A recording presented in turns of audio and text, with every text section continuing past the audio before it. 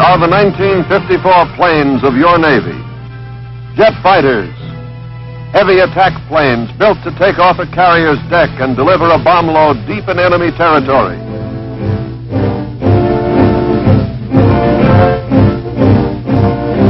Helicopters, patrol bombers, seaplanes, every type of aircraft needed to guard our nation and to strike back at any aggressor. But sleek and fast and modern as these planes are, the ingenuity and inventiveness of aircraft designers will make them obsolete in a short time, as obsolete as the planes of World War II, the planes of World War I, or planes like the one in which the Wrights made their historic flight in 1903.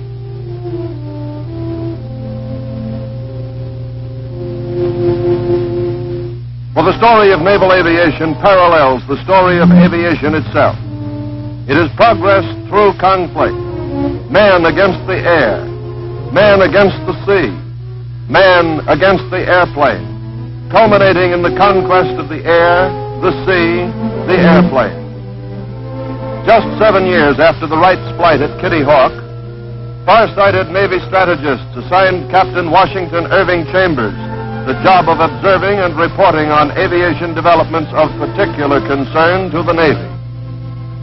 In November 1910, Eugene Ely, a civilian pilot, successfully flew his Curtiss-built plane off the deck of the cruiser Birmingham. In another demonstration a few months later, Ely used a crude arresting gear of cables and sandbags to land on the cruiser Pennsylvania. Doubters were convinced.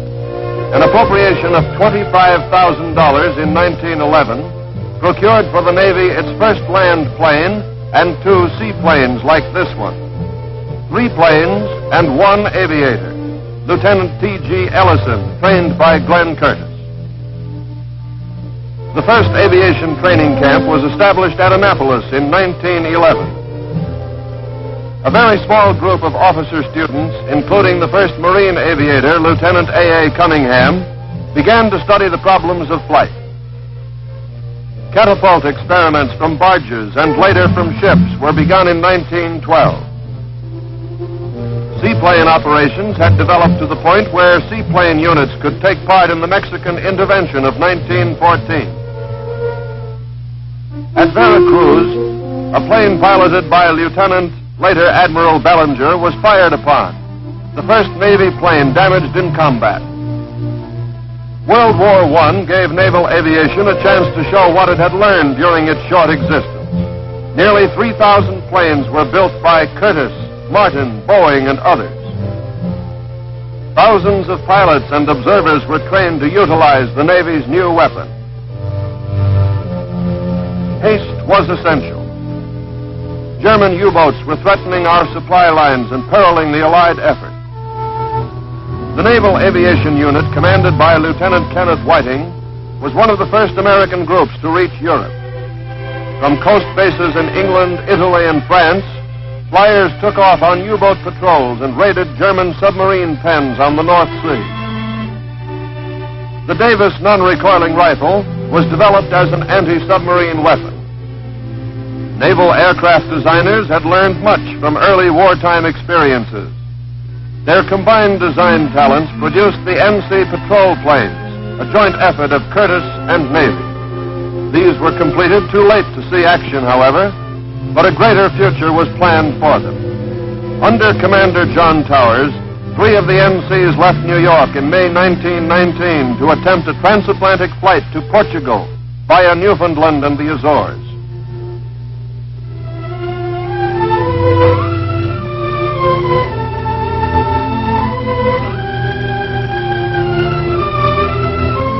Only the NC-4 made it all the way. The NC-4's skipper, Lieutenant Commander Albert Reed, and his crew were given a dignified welcome in England and a noisy one in New York. Now came the 1920s, a period of rapid development in aircraft and flight operations. Established to conduct the expanding program of naval air, the Bureau of Aeronautics, under its first chief, Rear Admiral William Moffett, began to shape the destiny of aviation in naval planning. The main purpose, to send planes to sea on ships. First, gun turrets of capital ships were rigged to launch aircraft.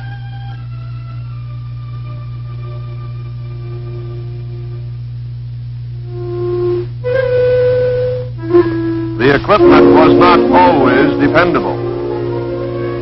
To take the risk out of such launchings, catapults were strengthened so that cruisers and battleships could carry their own aerial scouts. Successful takeoffs sent minds leaping ahead to the next logical step. Ships that could carry many planes, floating airfields to provide the concentration of force necessary for effective sea-air attack. The time for the aircraft carrier was near. But exhaustive tests with arresting gear had first to be conducted on land to find some way of stopping a fast plane from crashing into parked aircraft. By 1922, arresting gear was available that could do the job, and it was installed on the Navy's first carrier, a decked-over old collier christened the USS Langley. Lieutenant Godfrey Chevalier, one of naval aviation's pioneers, made the Navy's first carrier landing in an aeromarine. There was still much to learn about deck operations. But nothing discouraged the determined aviators. They kept trying. This was a new problem demanding the utmost in skill and precision. These pioneers risked their lives to gain experience, to test new ideas and perfect new techniques.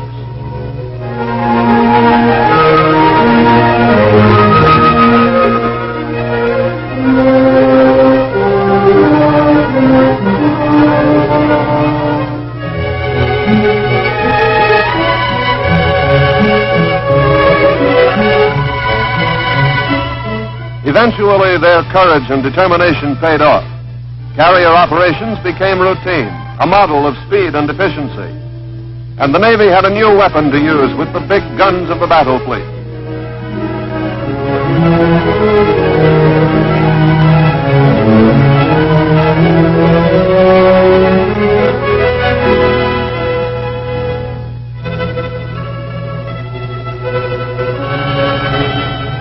Meanwhile, designers were working with the first wind tunnel models to create aircraft specially adapted to the Navy's needs. One of the first of these was the Martin torpedo bomber. Answering a long-standing hope of naval tacticians, tests showed that in the torpedo plane, the Navy had a potent weapon against the threat of other large navies.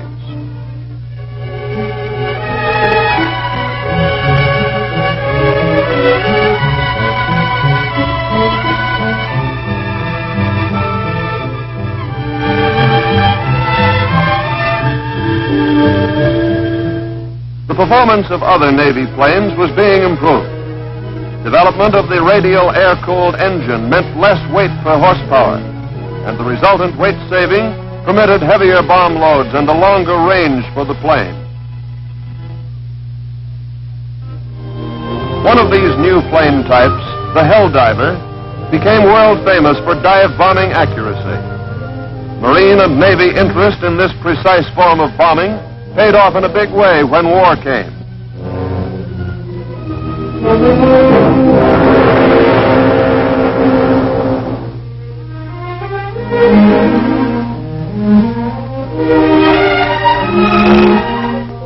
Precision bombing of land and sea objectives was an art, one that had been perfected by years of practice and teamwork. Gunnery training on land and target practice in the air developed training techniques that gave the Navy a reputation for accurate shooting. Other schools trained crewmen in aircraft maintenance and engine repair. In the 20s, Navy Lieutenant Al Williams set many world speed records, demonstrating the rapid improvement that was being made in naval aircraft design.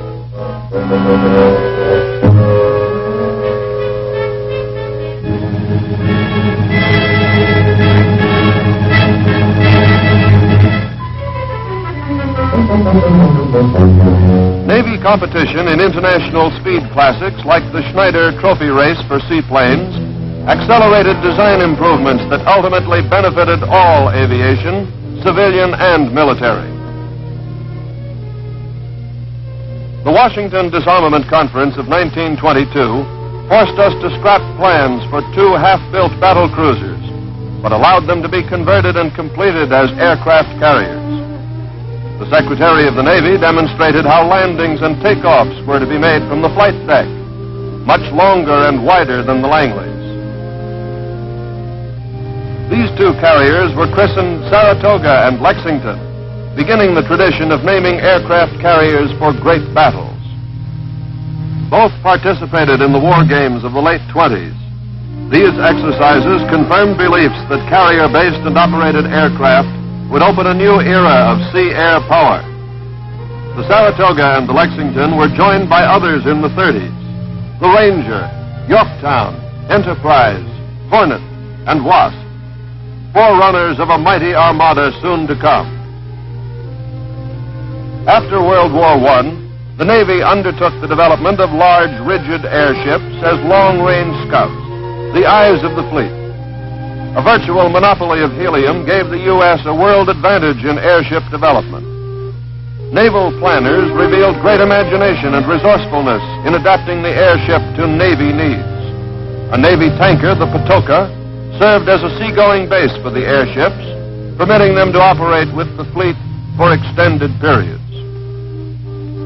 An aircraft hook-on device allowed the airship to carry planes for its own defense or for attack. It was, in fact, an airborne aircraft carrier.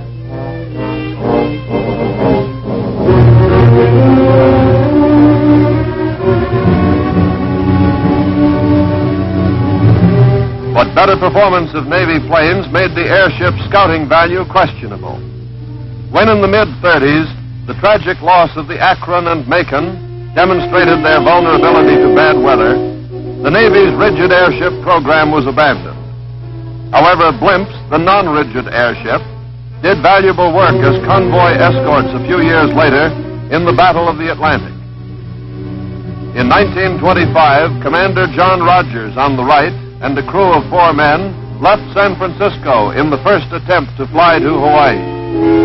The PM-9, their metal-hulled flying boat, set a world's distance record of 1,800 miles before being forced down at sea.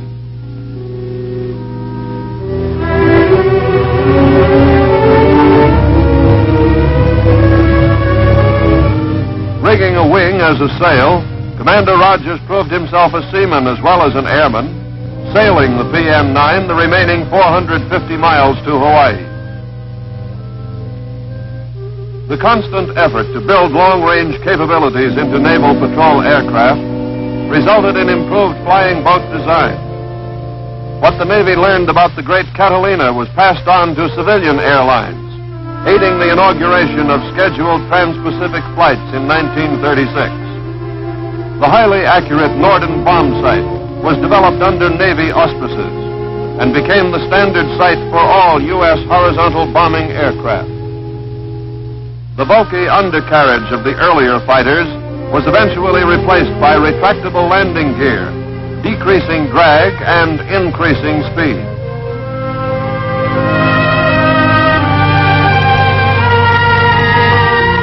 The old biplane gave way to the monoplane, and speeds jumped again. All the development since the First World War, the long-range flying boat, the dive bomber, the torpedo plane, the concept of a mobile task force, the development of tough and powerful fighters, and above all, the superb training of pilots and crewmen were soon called to meet the greatest challenge our Navy had yet faced. Japanese carrier aircraft struck. When the smoke had cleared and losses were evaluated, our proud Pacific fleet was temporarily out of action. Gloom settled thickly over the country, but the Navy's top strategists thanked God that all our carriers were at sea December 7th, and though few in number, were ready to launch their planes in counterattack. Now naval aviation would be given an opportunity to justify the years of its development, the training of thousands of men, the time and money and sweat expended on it. Airmen turned grimly to the task before them. The carriers of the Pacific Fleet launched a series of raids on the Japanese-held islands, the Marshalls, Wake, and the Gilberts. In May 1942, they found and stopped the enemy in the Coral Sea. The Japanese were forced to turn back from their goal, Australia. Despite losses, Naval Air won its first strategic victory and followed it a month later by battering the enemy at Midway. This was the turning point in the Pacific War. The enemy was stalled. Hawaii and the United States were spared attack.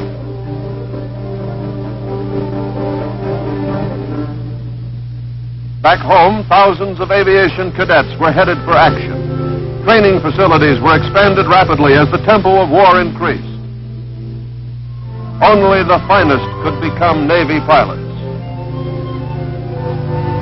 Long hours of practice taught exact landing techniques. Some learned the acrobatics essential for fighters. Others mastered multi-engine aircraft, and with their crewmen conditioned themselves for hours of monotonous yet vital patrols. Men were trained to keep the planes flying, engine maintenance, radar, radio. The accumulated knowledge of 30 years was packed into a few months. America was in a hurry. In the Atlantic, the Navy was fighting another enemy, one it had battled before, the German U-boat.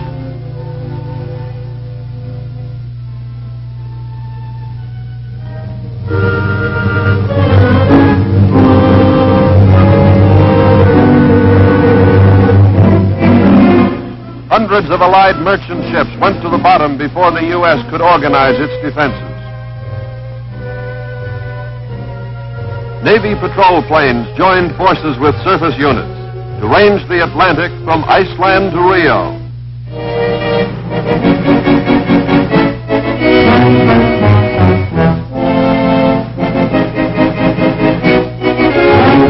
Back and forth across the Caribbean, too. Searching for the telltale periscope, for the foaming wake, for the shadowy reflection of a submarine just below the surface. Blimps joined the hunt as convoy escorts. But all this was not enough. The mid-ocean areas could not be covered by land-based search planes. The Navy's answer was the escort carrier, born of necessity. These hastily built baby flat tops joined the fleet in 1943, and with their planes teamed with destroyers, eventually scourged the German U-boats from the Atlantic.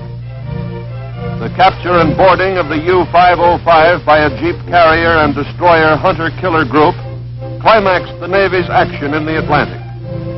At war's end, naval air power had accounted for 99 enemy submarines. In the Pacific, meanwhile, our offensive was underway. Guadalcanal saw heroic holding action by Navy and Marine airmen flying from Henderson Field.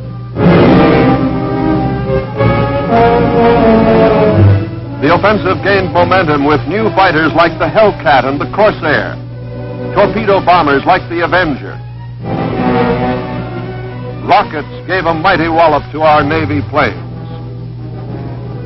Radar came to our aid, too, on shipboard, in planes, and in anti-submarine operations.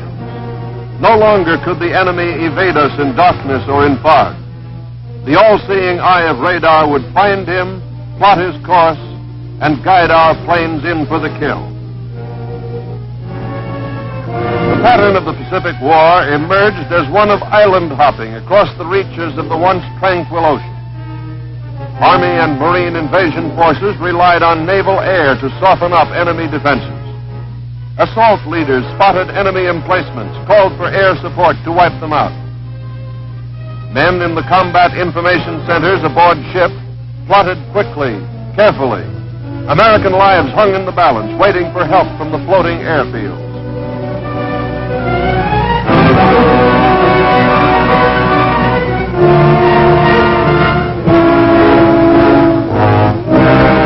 Fighters swept over the beaches, sought the enemy hidden in his bunkers, blasted, strafed, burned until the island was secure.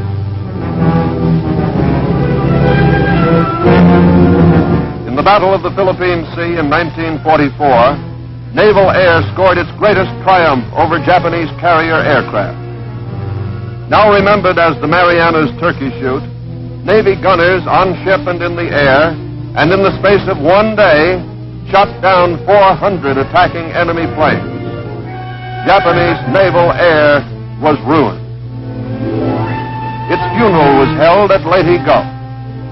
Japan fought back with land-based suicide planes, all the aircraft she could get off the ground.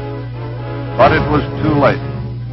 She had been defeated on land, on sea, and most decisively in the air over the sea. Naval aviation had led the way across the Pacific, the Coral Sea, Midway, the Solomons, the Marshalls, the Marianas, the Philippines, finally Okinawa and the Japanese home islands. 30 years of struggle in developing naval air power had paid off in victory. Now the Navy turned to its new job, keeping the peace. The faster and heavier planes of the post-war Navy required a new carrier class, one with a longer reinforced flight deck. The Midway and others of her class were designed as carriers must be, to keep pace with technological advances in ship and aircraft design. For the jets were coming. Squadrons of Phantoms, Banshees, and Panthers joined the fleet. The jet age was here to stay. To keep the peace, an expanded Naval Air Reserve was established at a number of naval air stations throughout the country. Enlisted reservists studied radio, radar, electronics, and jet aircraft maintenance. Weekend warrior pilots filled the skies over naval air stations and participated in fleet operations during summer cruises. Valuable wartime skills were being retained, ready for use in another emergency. The Navy's activities were far-flung in the post-war years. 1946 found a task force in the Antarctic Ocean on a mission of survey and exploration from the air.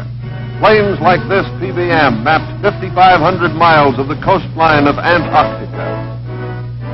The next year, the truculent Turtle, a P-2V patrol plane, shattered all previous distance records by flying non-stop from Perth, Australia to Columbus, Ohio.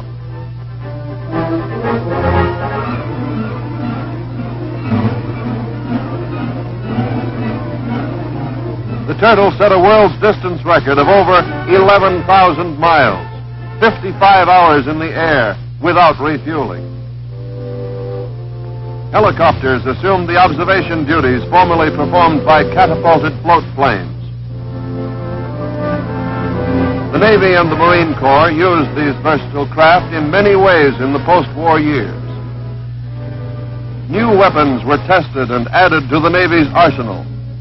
This launching of a captured German rocket was only one of many operational tests to determine the feasibility of launching rockets and guided missiles from ships and aircraft.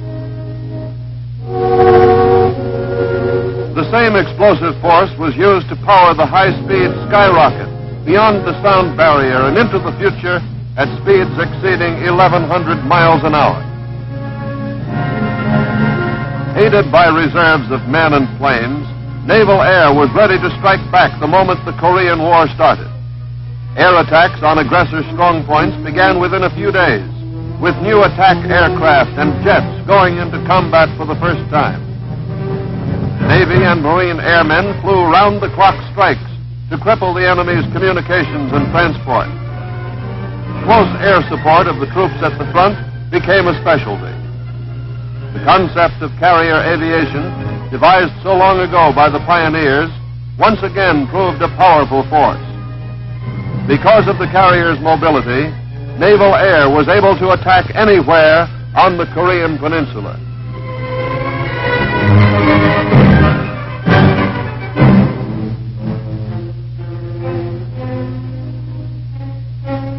Ship and shore-based helicopters transported men and material in assault support, evacuated wounded to hospital ships, and rescued Americans trapped behind enemy lines.